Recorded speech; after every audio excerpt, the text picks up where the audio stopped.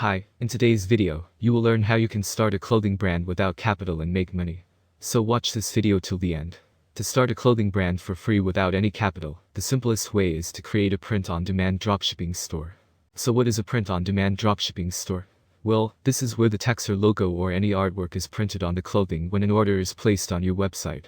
This is all possible with a company called Printful.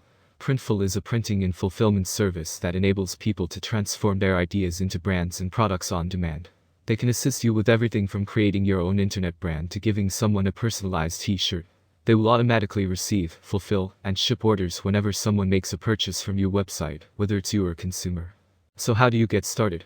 Well, I have already made a full step-by-step tutorial on how you can create a clothing brand for free by creating a print-on-demand dropshipping website. The link to it is in the description. But watch this video till the end before leaving. To summarize, you will not need to be buying clothes and branding them yourself.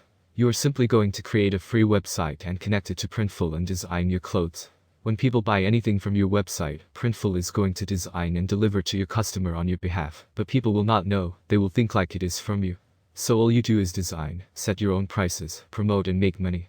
So the link to the video is in the description. If you learned something from this video, give it a like.